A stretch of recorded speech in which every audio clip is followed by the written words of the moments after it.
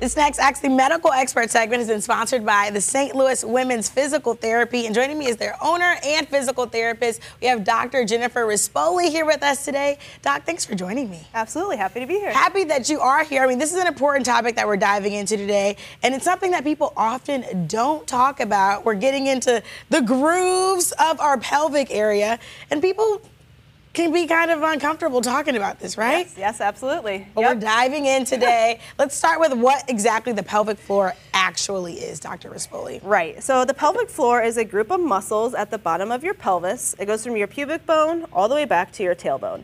And it has several functions. One of them is controlling the opening to the urethra, where urine is eliminated, so it prevents the leaking of urine.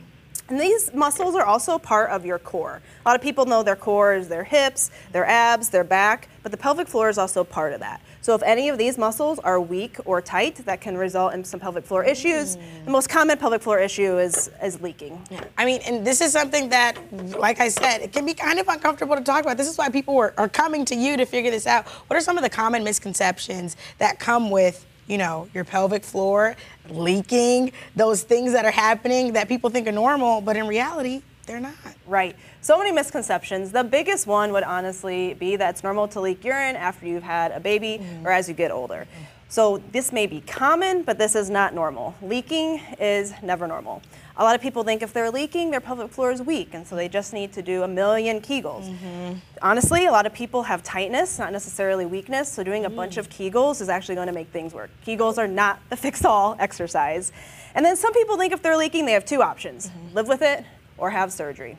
The truth is relapse rates on surgeries are probably higher than you would imagine, and that's because a lot of times you're fixing the symptom and not actually the problem, which is the pelvic floor. So pelvic floor PT has a really high success rate at avoiding surgery and stopping leaking. Okay, well, there you go. Let's talk a little bit more about pelvic floor PT. What is that like when someone comes and they're, you know, receiving treatment or physical therapy on their pelvic floor? I mean, what is the process like? So the first thing you would do is we would look at your core range of motion and strength. We're going to make sure that the pelvic floor is behaving appropriately. Some of the different ways I've seen it change lives are frequently at this time of the year, women are going back to the gym and they want to be more active and be more healthy. And 40 to 50% of women stop going to the gym due to leaking. And that number is huge. And it's really sad that people's pelvic floors are preventing them from living the life they want to live. So what I always say is we want to see, imagine living life, not leaking, being able to go to the gym, being able to not having to wear black pants, being able to drink while on a road trip and not have to stop to go to the bathroom every 2 minutes. People really have a new lease on life when they're not being controlled by their pelvic floor. I mean, what are some other ways that we can do right now, starting right now, to improve our pelvic health? Right. So one of the biggest things is fixing your breathing. It seems crazy that you wouldn't be breathing properly. So I always say put a hand on your chest and a hand on your stomach and just take a deep breath. You don't want the hand on your chest to be moving. You want the hand on your stomach to be moving out and away from you. And when you are not breathing properly, this doesn't help your pelvic floor relax, so it gets tighter and tighter. So the biggest thing that we can do, and the thing I start all my women off with, is working on breathing, deep breathing. Also breathing in happy baby or child's pose. These are great positions that open up the pelvic floor and cue those pelvic floor muscles to relax. Okay, well, that's good to know because I do that every night.